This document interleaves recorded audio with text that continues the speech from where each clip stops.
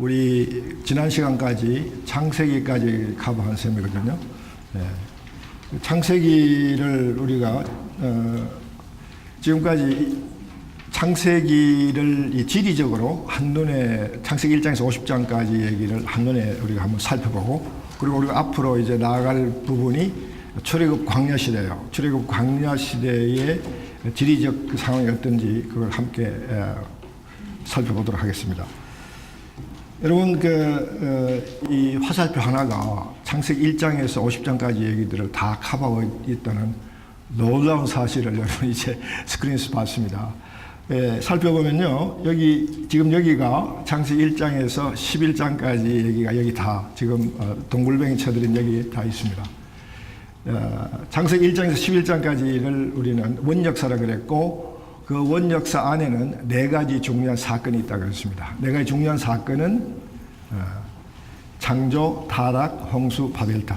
바벨탑까지가 여기 이 그린 이 부분에 있고요.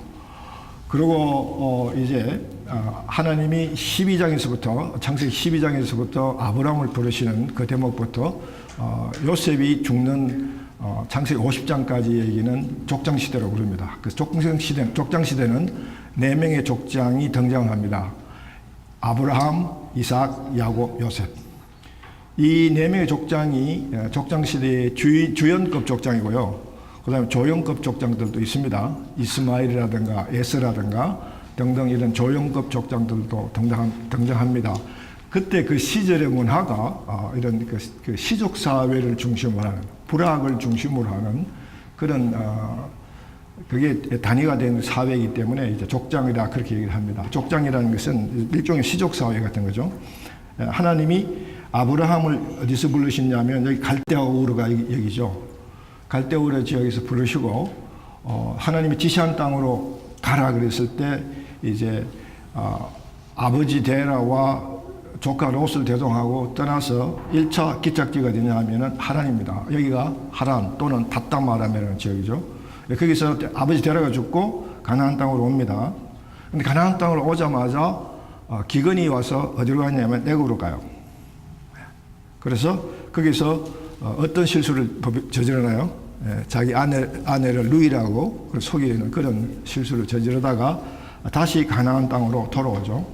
여기서 이제 야곱을 낳을 때까지 정착을 합니다. 이삭을 낳고 야곱을 낳을 때까지 정착했는데, 그 다음에 야곱이 그 아브라함의 대를 이어서 이제 그 족장 시대의 역사를 이어가면서 야곱이 에서의 장자권을 빼앗고 에서의 분노를 피하기 위해서 어디로 가냐면 다시 하란으로 도망가죠. 그래서 그 하란에서 20년간을 지난 후에 다시 가나안 땅으로 오게 되죠. 11아들은 이제 바다마람에서 얻죠. 그래 와서 오는 길에 마지막 아들 벤야민을 얻어서 12아들을 가지고 다리고 가나안 땅에 살아가다가 요셉이 자라서 요셉이 형제들의 질투를 받고, 그래서 요셉이 애굽으로 팔려가죠. 애굽으로 가서 총리 대신이 됩니다. 그리고 그 기근이 와서 그 기근을 피하기 위해서 야곱의 70인 가족이, 이때는 벌써 야곱의 가족이 이제 손자 며느리까지 다 생기고 이래서 70인 가족이 기근을 피해서 애굽으로 갔다가 애굽에서 영주권을 얻어서 이제 영주를 하게 되는 그런 일이 벌어지고, 그러다가 요셉이 1805년에 죽습니다. 거기까지 얘기가 창세기 얘기예요. 그렇죠? 창세기 얘기가 정리됩니까? 이 도표 한 장, 이 그림 화살표 한 방향으로 움직이는 이 화살표 하나가 창세기 50장 전체의 스토리 라인을 보여주는 라인이다. 그렇게 생각하셔야 됩니다. 자, 그렇게 해서 이제 세월이 지납니다. 이 야곱의 70인 가족이 애굽으로 소위 기근을 피해서 이제 이민을 가는 셈이죠. 이주할 때 그때 연도를 우리는 1876년 BC. 출애굽을 1446년에 출애굽을 했다고 우리가 보는 견해는 빠른 출애굽설입니다. 이 빠른 출애굽설과 후기 출애굽설이 있는데, 이 빠른 출애굽설, 그러니까 BC 1446년에 출애굽했다고 주장하는 그 출애굽설은요, 성경의 내적 증거에 의해서 그렇게 추정합니다. 열왕기에 보면 솔로몬이 성전을 지을 때가 출애굽한 날로부터 480년 후다. 480년 후에 솔로몬이 성전을 짓기 시작하는데, 솔로몬이 성전을 짓기 시작한 해가 BC 966년입니다. 그러니까 480년 후에, 그러니까 966년이 출애굽한 날로부터 480년 후라면 그것이 BC 1446년일 것이다. 그렇게 추정하는 거죠. 그 다음에 이제 후기 출애굽설이 있거든요. 후기 출애굽설은 그때 당시에 지금 우리가 창세기 출애굽기 2장에 보면 1장 2장에 보면 그 애굽의 상황이 나와요. 출애굽 전의 상황이 이제 그 벽돌을 만드는 그 시절에 그 벽돌을 만들어서 비돔성 국고성을 짓는 이런 사역을 한 왕이 누군가, 그 왕을 이제 추적을 해가지고 애굽의 역사 가운데 그 왕이 누군가를 추적해서 그 왕이 정확히 할 수는 없죠. 추적해서 그렇게 해서 출애굽 연대를 정하는 것을 후기 연대라고 그러는데, 후기 출애굽설은 대개 BC 12세기 또는 13세기경에 출애굽했다고 그렇게 얘기를 합니다. 그런데 우리는 성경을 믿는 그런 사람들이기 때문에 성경이 주는 내적 증거를 가지고 출애굽설을 따르는 것이 더 성경적이라고 생각해서 저는 바른 출애굽을 따릅니다. 그러니까 출애굽을 BC 1446년에 했다고 그렇게 보는 거죠. 1446년에 출애굽을 했다는 것을 근거로 하면 아브라함이 몇 년에 출생을 해야 되냐면요, 아브라함이 2166년에 태어나야 됩니다.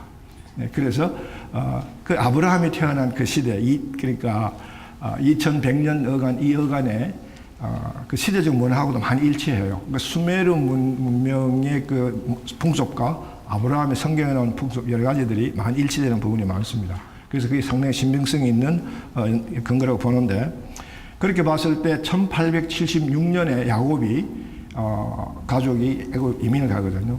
그리고 요셉이 죽던 해가 1805년이에요.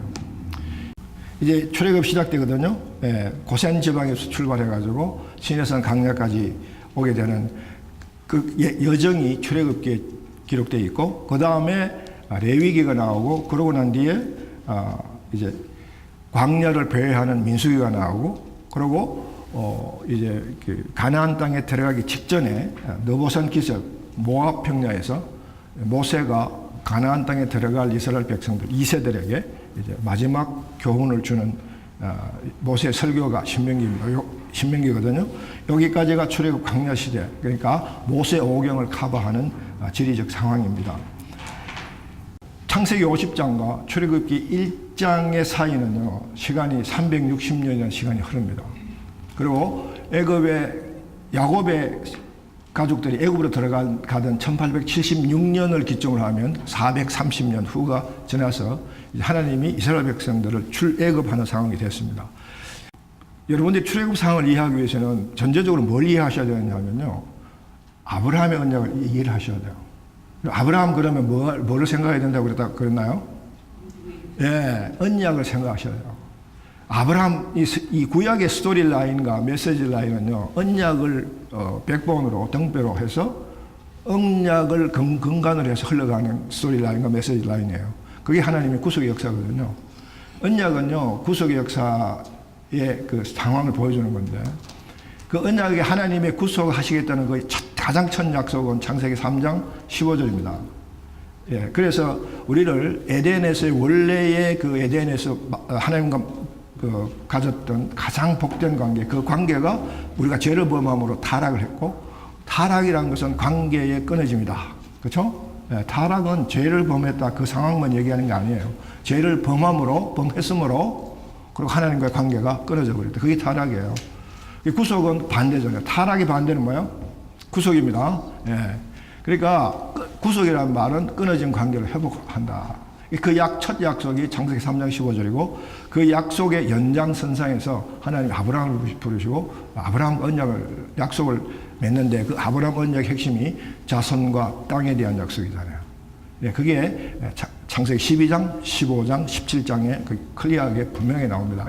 그걸 이해하셔야 돼요. 성경 전체 큰 틀을 통전적으로 이해하는 데 있어서 앞에 시작하는 부분이 창세기 3장 15절의 원시복음, 그리고 아브라함 언약의 땅과 자손의 약속. 이것이 언제나 머릿속에 성경 읽을 때마다 그 머릿속에 전제로 남아 있어야 됩니다. 이 출애굽 상황도 그래요. 여러분, 우리 지난 시간에 야곱 생애를 공부할 때 도망가는 야곱에게 하나님 나타나셔서 내가 너로 허락한 모든 일을 이룰 때까지 내가 너를 떠나지 아니하리라, 그 약속을 해주셨다는 약속. 그거 가지고 우리가 묵상하면서 은혜 나누었습니다. 굉장히 은혜스러운 약속이고, 그 약속이 야곱에게만 한 약속이 아니고 오늘 우리에게도 똑같이 동일하게 하는 약속이다 그러면서 우리가 묵상하고 은혜를 나누었는데, 하나님이 그때 야곱에게 그 약속을 하신 가장 큰 이유, 하나님이 야곱에게 허락한 일, 그 자체는 뭐냐면요, 하나님이 아브라함에게 하신 약속, 즉 자손의 약속을 이어가는 그 임무를 야곱이 이어받은 거예요. 예. 왜냐하면 지금 하나님 구속 약속을 이루고 하나님 나라를 세우기 위해서 하나님이 제일 먼저 이루어야 할 부분이 자손이거든요. 하나님의 나라가 있고 하나님의 통치가 이루어지려면 그 통치를 받는 백성이 있어야 되잖아요. 하나님의 백성이 있어야 되잖아요. 하나님 자손이 있어야 되잖아요. 그 자손을 아브라함을 통해서 하셨고 그것을 이제 야곱이 이어가는 거예요. 그래서 야곱이 바로 그런 중차대한 임무를 받았기 때문에 하나님이 너와 함께 하겠다, 그렇게 약속해 주신 거죠. 70인 가족이 애굽에 들어가서 430년이라는 긴 시간을 거쳐서 이제 얼마나 많은 인구가 부르냐면요, 창세기도 출애기도 그 얘기 나오지만은 민수기에 보면 첫 인구 조사를 하고 보니까 인구가 몇 명이라고요? 60만 3,550명. 이 60만 3,550명의 인구는요, 전쟁을 수행할 수 있는 능력을 가진 장정들이에요. 근데 예수님 당시도 그랬지만 이 야곱 또는 이 출애굽 당시도 히브리 민족들은 그 가족의 구성 요소를 4인 가족을 가장 이상적으로 본다고 합니다. 아버지와 어머니, 아들과 딸, 4인 가족을 가장 이상적인 가족을 본다고 그러죠. 그런데 그 가정에 전쟁을 수행할 수 있는 능력을 가진 사람들이 한 가정을 대표해서 왔다고 보면 60만 3,550 가구가 되잖아요. 그렇죠? 그러면 한 가지 4명이라면 그게 240만이 된다는 거죠. 240만, 그거 엄청난 인구입니다. 그렇죠? 예. 그 240만 명을 하나님이 광야에서 먹이고 재우고 지켰다는 그 자체가 기적이거든요. 어쨌든 그러니까 70명이 1876년에 애굽에 가서 지금 출애굽하는 1446년 460년간 인구가 240만으로 불어날 수 있겠느냐. 예. 근데 많은 창조과학자들이 인구 증가를 쓸 때 사용하는 수학 방정식이 뭐냐면, 여러분 학교 다닐 때 배웠습니까? 지수함수, 로가리즘. 지수함수 또 공부할까요? 예, 이 지수함수를 그리면 인구가 기하급수적으로 불어나는 그런 상황을 볼 수 있고, 그랬을 때 430년 동안 240만이라는 인구가 충분히 불어난다는 거죠. 어쨌든 지금 인구가 그렇게 하나님의 자손이 아브라함에게 약속했던 그 자손이 이제 완성이 된 거예요. 하나님의 다음의 구속의 것은 뭐냐면 아브라함에게 약속한 두 번째 약속, 그게 뭐죠? 땅의 약속이죠. 이제 이 백성을 애굽에서 하나님이 약속하신 그 땅이 어딘가요? 땅을 약속할 때 하나님이 뭐라 그랬나요? 예, 아브라함에게 그 자손들이 4대 만에 여기로 돌아온다. 여기가 어디에 있었나요? 아브라함이 어디 있었나요? 가나안 땅에 있었다는 거죠. 4대 만에, 그러니까 애굽의 노예라든가 이런 긴 시간 후에 다시 아브라함, 너하고 내가 약속했던 이 땅 이 자리로 다시 돌아온다. 그게 하나님과 아브라함에 있었던 약속의 핵심이잖아요. 그 약속대로 하나님은 이제 240명이라고 불어난 아브라함의 후손들, 이삭 한 명으로 출발해가지고 240명이라는 엄청난 민족이 형성이 됐잖아요. 그걸 우리는 히브리 민족이라고 그럽니다. 히브리 민족을 이제 하나님이 약속했던 가나안 땅으로 옮겨 놓으시는 거예요. 그 일을 시작하시면서 하나님은 누구를 세우시느냐 하면 모세를 세웁니다. 예. 출애굽 1장 2장에서 모세의 생애를 우리가 볼 수 있습니다. 하나님이 모세를 세울 때 모세를 태어나게 하시고, 모세가 태어날 때 그 시대적 상황이 출애굽 1장에 나오는데, 그때 어떤 시대적 상황이냐면 인구가 너무나 불어나니까 애굽의 역사 가운데 지금 출애굽 상황이 시작될 때 요셉을 알지 못하는 왕이 이제 들어왔다. 430년이 흘렀으니까 요셉을 알 수 있는 왕이 없죠. 그 사이에 어떤 상황이 벌어졌냐면은 애굽 역사 중에 아주 애굽 역사로서는 수치스러운 역사가 있습니다. 그게 뭐냐면 힉소스 왕조예요. 힉소스 왕조는 외세가 들어와서 애굽의 정권을 빼앗았던 그 왕조예요. 그런데 이 힉소스족이 무력으로 애굽의 그 정권을 빼앗은 게 아니라 섬에 들어와 가지고 인구가 늘어나니까 소위 요즘 치면 투표권이 많아져 가지고 정권 교체를 이뤄버린 셈이 되어버렸다는 거죠. 그런 아주 뼈아픈 히스토리가 있으니까 이제 그런 꼴을 또 당하겠다 싶었던 거겠죠. 히브리 민족이 막 불어나니까. 그래서 바로가 이제 그 히브리 민족이 불어나는 그 인구 억제책을 일환으로 사내 아이가 태어나면 죽이라. 그런데 여러분 성경에 출애굽 처음에 보면 이 히브리 산모가 애굽 산파가 오기 전에 애를 낳아버린 거예요. 근데 아마 애가 어머니 태 속에서 나와버리면 죽이면 안 되는 모양이죠. 나올 때 어떻게 해서 죽이라. 그게 모양인데, 산파가 애를 받으러 오기 전에 히브리 엄마는 애를 낳고 태줄도 지가 띄고 막 애를 궁뎅이 두드려가지고 막 울게 하고 이러니까 생명이 막 살아 움직이니까 죽일 수 없잖아요. 두 번째, 바로 두 번째 명령하기를 그렇다면 물에 다, 사내 아이들 다 물에 떨어뜨려 죽여라. 소위 수장 명령을 내린 거죠. 근데 이 두 가지 명령을요, 하나님이 어떻게 보호하시는가 보면요, 나중에 이 10가지 재앙을 내릴 때 그 장자를 죽이는 보복을, 두 번째 수장시키라는 그 바로의 정책의 보복은요, 애굽 병사가 홍해에 수장됩니다. 그렇죠? 우리 하나님은요, 그냥 지나가시는 분이 아니세요. 다 알아서 다 처리하시는 분. 그 중에 그 와중에 모세가 태어납니다. 모세가 태어나서 이제 그 어머니 요게벳이 모세를 이제 수장을 시켜야 되는데 차마 그렇게 할 수가 없어서 그 애를 숨겨서 키우는데 애가 점점 자라고 울음소리가 점점 왕성해지니까 더 이상 그 어떻게 애를 킵할 수 없어서 그 애를 물에 수장시키지 못하고 물에 떠내려 보내게 하려고 갈대로 상자를 만들어서 그 안에 넣어서 보냅니다. 그 갈대 상자를 테베라 그럽니다. 테베는요, 노아의 방주의 히브리 말이 테베예요. 방주다, 구원한다. 모세라는 말은요, 물에서 건져냈다 그 말이거든요. 근데 여러분, 지금부터 모세가 선지자가 되기까지, 물론 다 나머지 성경의 역사가 다 하나님 섭리 가운데, 하나님의 계획과 섭리 가운데 다 이루어져 가는 거지만은, 특별히 모세가 하나님의 부름을 받으실 때 80세까지 그 상황은요, 하나님이 절묘하게 시나리오를 짜고 계신다고 우리가 볼 수 있어요.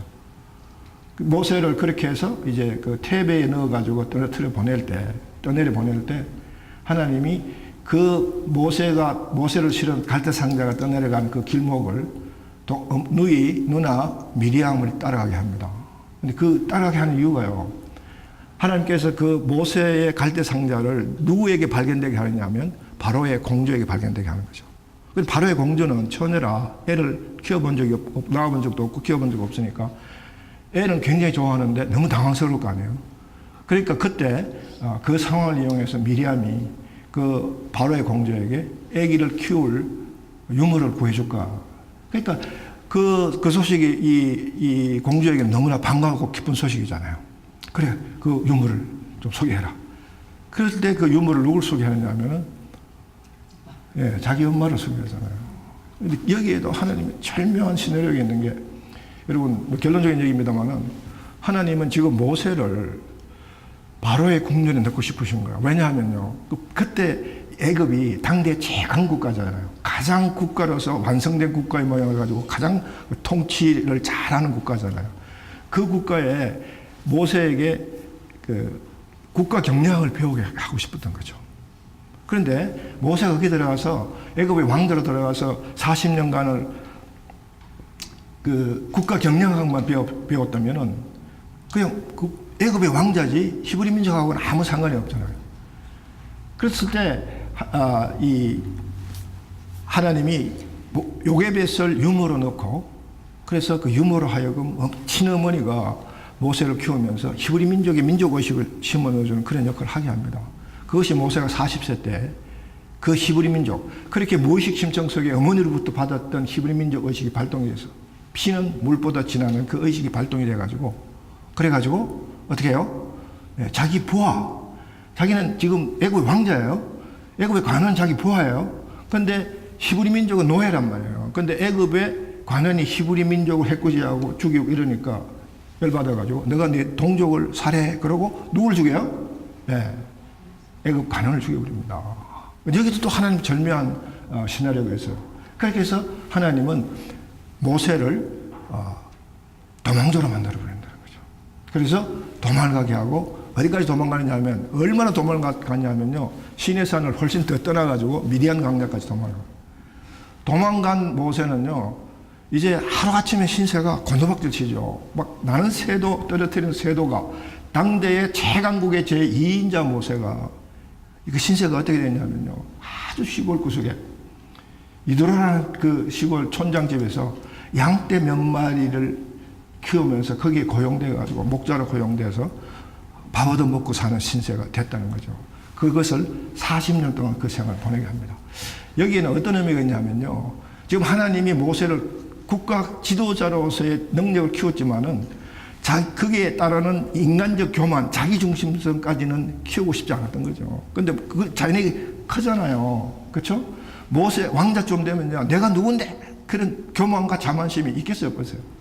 여러분 성경을 잘 보시면요. 하나님은 사람을 쓰실 때 그런 자들은 절대 들어서지 않아요. 네, 고린도전서에 보면 잘 나옵니다. 우리 육체의 자랑이 있는 자는 하나님 들어서지 않는다. 그래서 모세를 하여금 자기의 육체의 자랑, 왕자로서의 자랑, 교만, 자존심 이런 것들을 버리게 하는 그 시절을 갖게 하시는 거죠. 40년 동안 이대로의 양떼를 치면서 하나님은 모세를 하여금 자기중심성을 내려놓고 하나님을 의지할 줄 아는 그 신앙적 연단을 하신다는 겁니다. 그래서 보세요. 모세의 생애를 다음과 같이 3등분으로 나누죠. 왕자 모세, 목자 모세, 선지자 모세. 그러니까 왕자 모세 시대 때를 우리가 이 시카고의 유명한 전도자 무디 선생은 이 시절을 이런 식으로 표현해요. 왕자 모세 시대는 somebody의 시대다. I am somebody. 내가 누군데? 그러면서 얼마나 막 자신 만만해 하니까요. 그런 자신만만해. 내가 뭐든지 할 수 있다고 생각되는 그런 자만심, 자존심, 자존감 그런 것들이 있을 때 하나님은 그럼 네가 해봐. 그러시는 분이라는 거죠. 기억하십시오. 하나님 그런 사람 들어서지 않아요. 하나님 누굴 들어서시느냐? 주님 없이는 살 수 없습니다. 내가 아무것도 할 수 없는 존재입니다. 라는 것을 고백할 때 하나님 우리에게 다가오시고 우리를 들어서신다는 거죠. 그때 그 시절을 노바디의 시대예요. 제가 인도에 가서 인도 신학교 학생들에게 이거를 영어로 강의하면서 이 부분을 강의할 때 신학생 한 200명 되는 신학생들 중에 한 신학생이 팍 일어나더니 Pastor Jew, I'm nobody. 그런단 말이에요. 그래서 내가 깜짝 놀랐는데 나머지 200명 학생이 다 동시에 일어나가지고 We are nobody. 그래서 그걸 3번 3창했다니까요. 예, We are nobody. 우리 주야 3창을 해봤는데 nobody 3창은 처음이야. 예, 이겁니다, 여러분. 바로 신학생들이 그걸 깨달은 거죠. 우리가 노바디일 때 하나님의 백사람으로 들어설 수 있다는 거죠. 바로 하나님이 목자 모세를 만든 이유는요. 왕자 모세에서 기고만장했던 그 자기중심성 그걸 꺾은. 여러분 우리 성경이 이렇게 핵심이 뭔지 아시죠? 자기중심성 내려놓는 거죠. 자기중심성이 내려지는 거. 이게 우리가 성경 읽는 이유예요. 하나님이 원하시는 거고요. 그래서 모세의 이런 기고만장한 하나님을 뛰어넘으려고 하는 이걸 다 꺾게 하신 후에 모세가 80세 때 40년간 이도의 양떼를 치면서 그런 모세를 연단시킨 후에 하나님 모세를 부르시고 떨기나무 타는 불꽃에 부르시고 모세야 여기는 거룩한 땅이니 내 발에 신을 벗으라. 성경에 신을 벗는다는 얘기는요. 권리를 포기한다는 얘기예요. 모세의 모든 권리를 심령이 가난한 자의 모습으로 돌아가서 천국을 소유하는 복을 누리는 그 같은 모습으로 돌아가게 하신다는 거죠. 그래서 모세는 선지자의 사명을 띠고 이제 이스라엘 백성들을 구출해낼 그런 사명을 띠고 바로에게 갑니다. 그 시절부터 중년 120세까지를 선지자 시대라고 그러는데 이 시대는요. 노바디 정도가 아니라 아무것도 없어. 갈라디아서 2장 20절에 나는 죽고 누가 산다고요? 오직 그리스도 예수만 산다. 그것이 바로 우리 하나님 백성의 모습이라는 거죠. 예. 그래서 여러분 우리가 이제 모세의 생애를 출애굽 통해서 배워나가는데 모세는요 온유의 성한자다 그랬거든요. 바로 이게 난의 모습이에요. 온유의 성한자 바로 이게 난의 모습이에요. 이런 사람들은요 모든 것들을 하나님과 상의하고 하나님께 의지하는 그런 삶을 사는 자입니다. 그게 모세의 생애예요.